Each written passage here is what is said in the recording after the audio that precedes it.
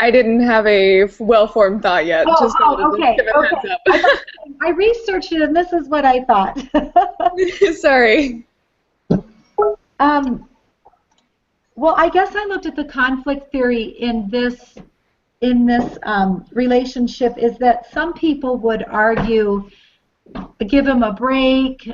He's served his country. He's served his people, his community. So he had one bad incident in his life. It just happened to be murder.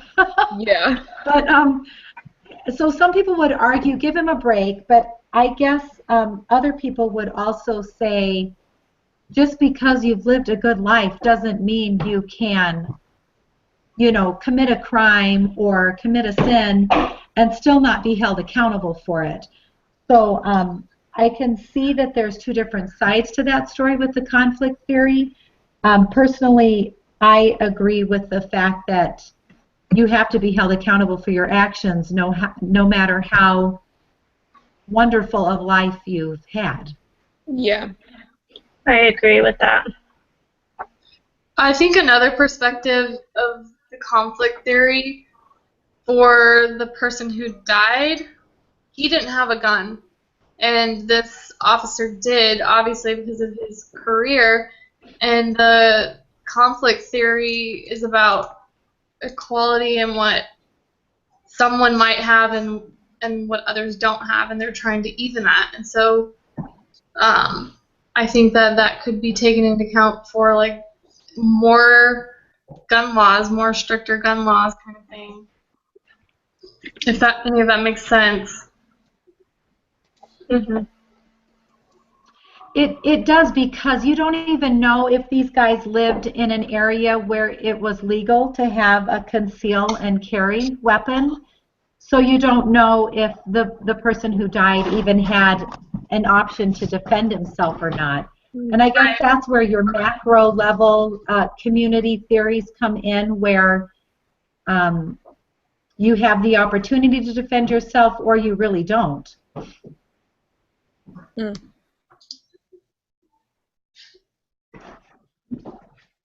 That kind of runs into the symbolic. It kind of runs into the symbolic interactionism as well, with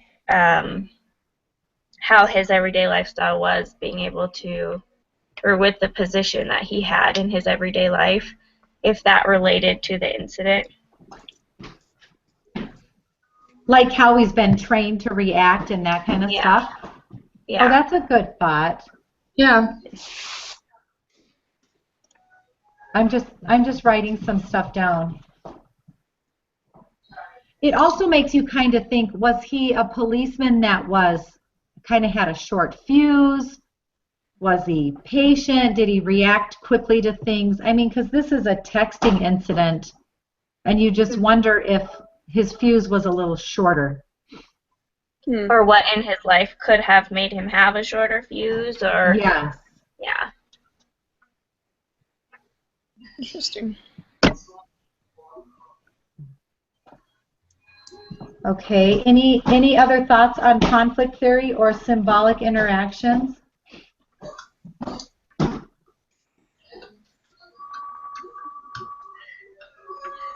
And then what about structural functionalism? To me, when you talk about this under the structural functionalism, it says that he has to be punished for his crime, because that emphasizes order and stability. And I guess to me, if you put it in that theory, then he definitely needs to be punished or held accountable for his crime. Yeah. Yeah, I would agree with that.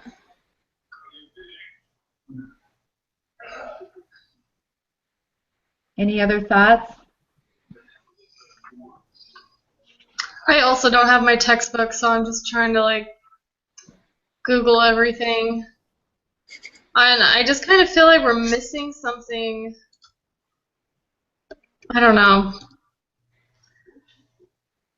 It says, I the guess question says, from what you've learned about the three sociological perspectives, examine how each would provide a unique perspective to this particular event. So I guess I took it as if you're looking at this event through conflict theory, what would be, you know, both sides of the coin, or how would you look at it through that theory?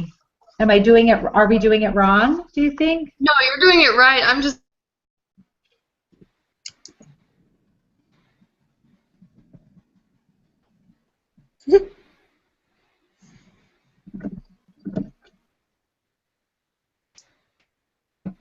Oh, I think we lost you, Angie.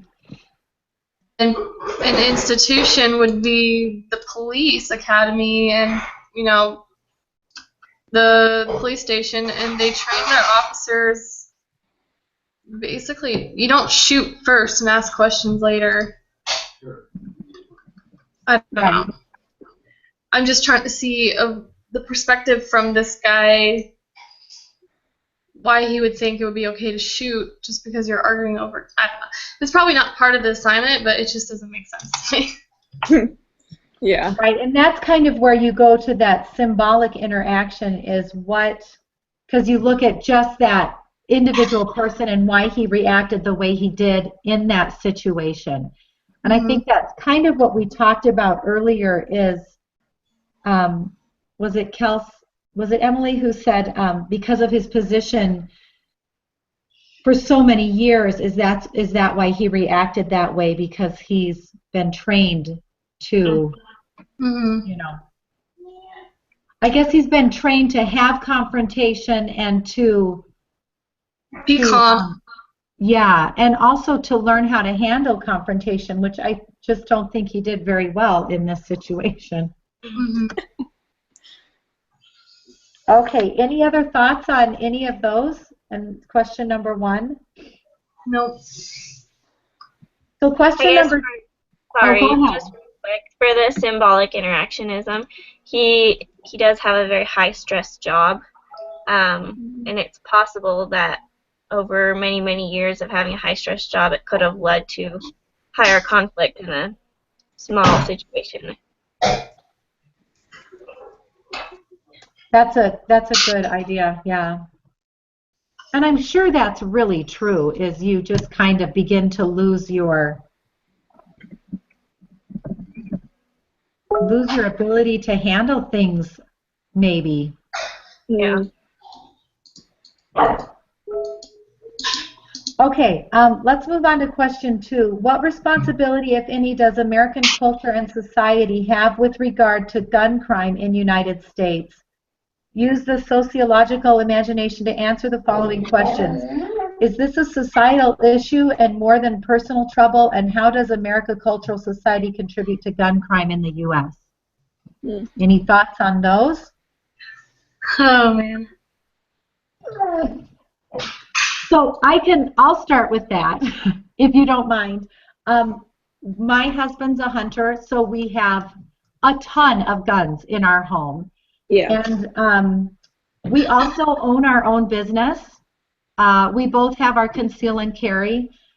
And we own our own business. And a couple of years ago, when the law came out that you could decide whether you could allow guns in your business or not, my husband and his brother wanted to allow guns in the business, in the actual physical building. And I just was so uncomfortable with that. And so I disagreed with them.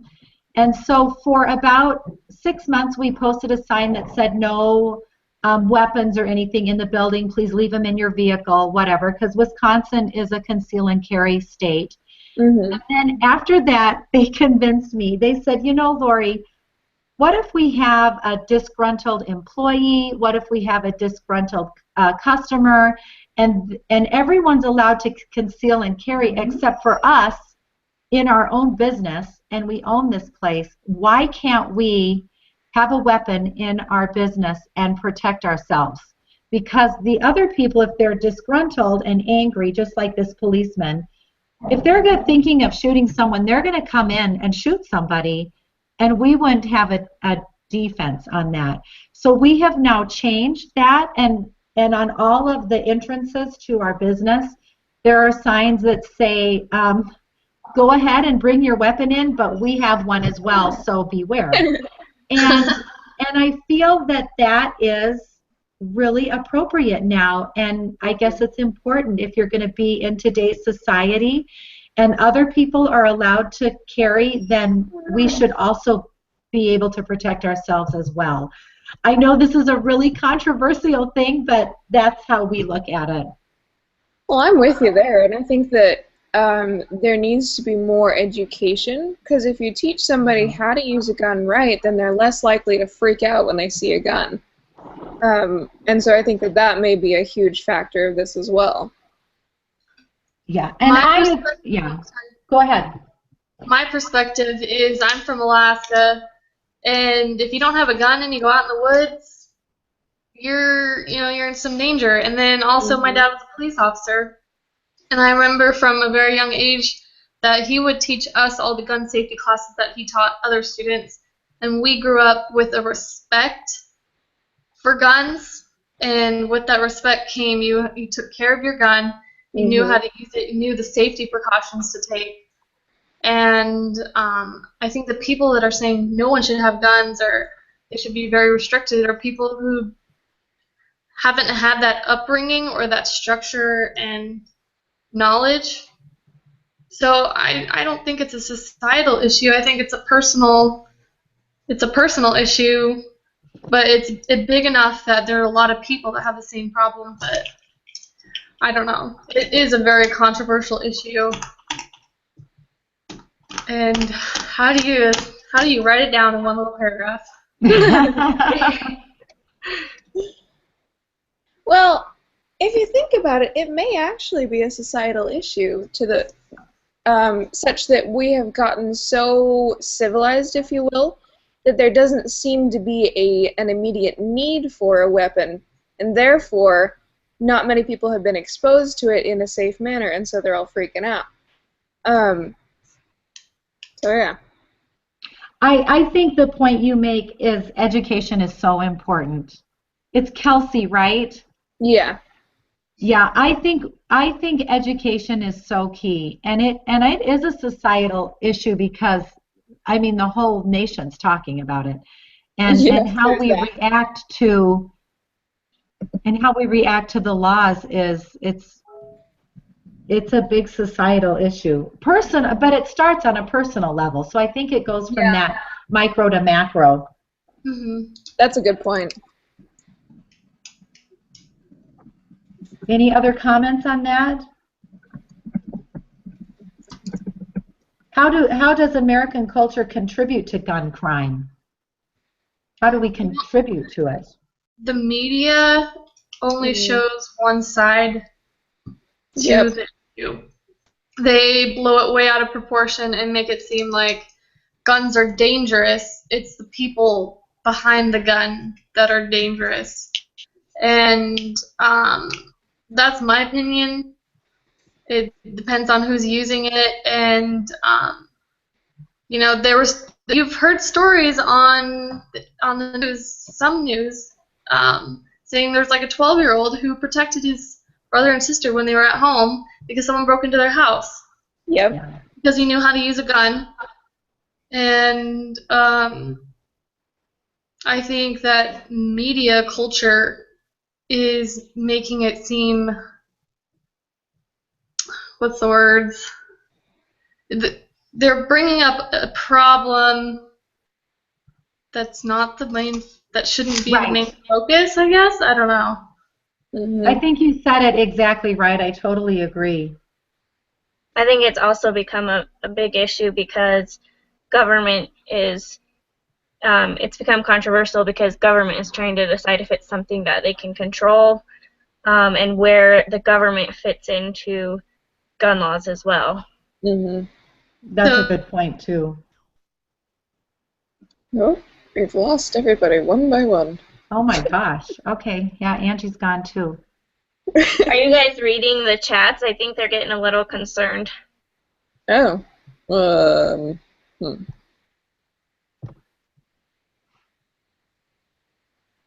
Yeah, Oh.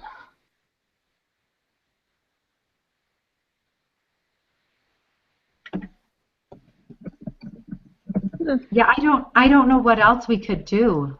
I don't know either. Can we because we're all supposed to turn in the same sheet. Is there a way that we can have a master copy we can send around or something? We could do a Google Doc. That's Maybe not we a bad should do idea. that. Okay. If you want, I could put together a Google document and send it out, and then we could just kind of add and subtract from it.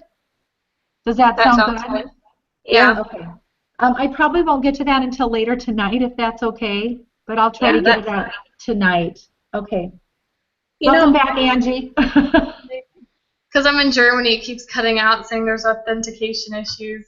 Okay, Oh. that's okay. Well, let's get on to the last issue, and that's where the inmate received a heart transplant with many other people on the waiting list.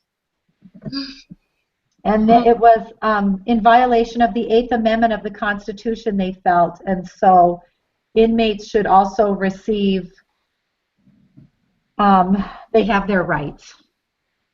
mm-hmm. which I don't agree with any of that. You know?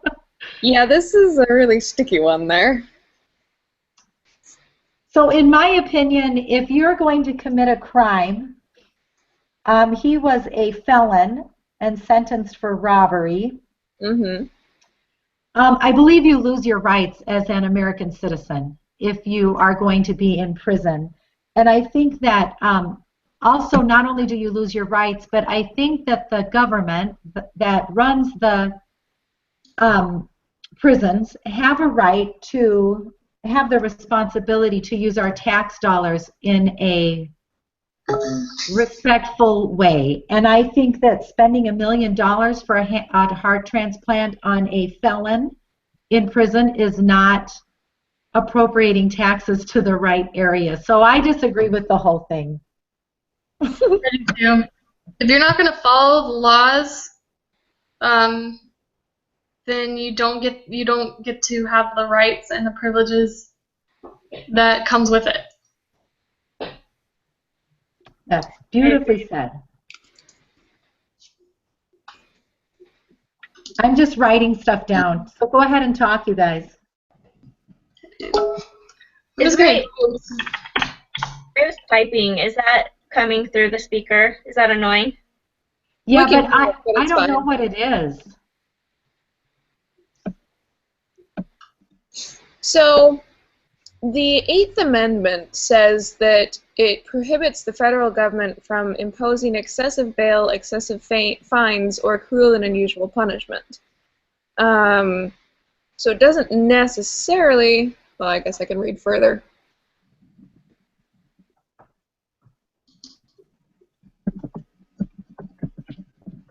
It's not a complete obstruction of the Eighth Amendment. That's what you're saying. Yeah, that's kind of the main thing I'm getting just from a quick Wikipedia scan. Okay. Yeah, it just says no excessive bail, no excessive fines, no cruel or unusual punishment inflicted. Nothing to do with getting a new heart or anything. Yeah. Right. And I think when there's other law-abiding citizens that are on that list, and I guess I just think if you had a list of names and you came across a felon who's in prison, you just tick that one off and go to the next one. Yeah. You guys aren't going to like me after this. I'm kind of opinionated, and I'm not afraid to say it, but I think it's great. that's what I would do. And I would certainly rather have my tax money go to save a young child or someone who is working and trying to make a living and abiding by the laws than a felon. Mm-hmm. Yeah. I'm happy to help with my tax money, just not prisoners. Yeah. I think an interesting twist would be if you had to choose between a child or like a youth age and then a person maybe in their 80s who gets a new heart. Yeah. You mean not in prison, just Just older on their way out, but still want to get a heart or on the list. Technically, the older person is on the list before that person. right. I don't know. I That's do agree actually- with you, but it also feels like they're still a person. But That's actually And an interesting point because when you look at it that way, it seems like, oh, you would do the child or whatever, but that's why the list is there. And if we start skipping names, it seems more appropriate, but then things get gray, mhm. Well, that's a really good point. The list is a list, and it's like first come, first serve. And so, are you saying that the inmate should get the Not transplant necessarily. because he's? No, I think it would need further regulations if you were to choose to skip the inmates, which I agree with you. I don't want my tax dollars going there either, but it would need a new system, I think, or a new way to regulate it. So maybe say, here's the list. It goes in order unless you are a felon or you're, over 90, something like that. So make amendments to the list. Yeah, or if they don't even qualify to be on the list for whatever reason, like if there was certain stipulations to even getting on the list. Okay. So when we sign up for FAFSA or like federal student loan kind of stuff, you have to, or taxes even, I think, you have to list if you've been in prison, or charges have been held against you or something like that. Mm-hmm. And I think that if you have to say yes, I don't think that they give you that FAFSA, or you have to go through a special process to debate it, basically. Maybe that's something we could add in is the review process. Mm-hmm. If they're not, I kind of tie it in with immigration. If they're here and they're not going to abide by laws, pay taxes, etc., it don't really. I mean, I'm all for helping people, but if they're not going to play by the same rules, they shouldn't. You can't be on the heart transplant list if you're an immigrant, an illegal immigrant. Yeah. Mm-hmm. That's kind of what you're saying. Yeah. If you're not gonna, there should be a review process where, like if you committed crimes or something, you have an opportunity to Present your case. Yeah. But the people who are following the rules should be, moving up. Yeah. So that's nice too, though, because if this guy, let's say, so he commits a crime and he gets out in 15 years and lives an exemplary life, in 20 years he needs a heart transplant. Is he able to be put on the list because he's paid his dues? I mean, that's the whole forgiveness process. Yeah. Yeah, and see, that I would agree with. If he's able to get out and clean up his life, great. I'm okay with that. I agree.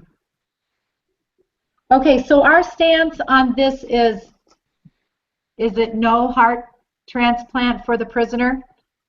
Yeah. Okay, and I wrote down all the stuff that we said. Okay, so I will get a Google document out and I'll send it to the whole group again, and we can just add. I'll write what I have down in red, and then you guys, or I'll write mine in black, and you guys can add in a different color, and we'll put it together, and then I'll just proof it and send it back, and we can all send it in. Okay, and this is due on Saturday? Yeah, it's due Saturday. Due on Saturday. Okay, cool. So we have time to edit during the week. Right. I'm headed out of town tomorrow morning, though, at 5. So I'll try to get this out tonight, and then I mean, I'll still have access to the internet. Yeah. Okay. Well, let Thanks, me Lori, know for all your if you work. have You're welcome. We can just take turns and do it each, everyone take a turn each week too. Yeah. That's a good idea. Mm-hmm. Okay. Is there anyone that wants to do it next week? I can take care of it next week. Okay, you'll send out the invite and everything? Yeah. Okay, Same time on Tuesday? Mhm. that works.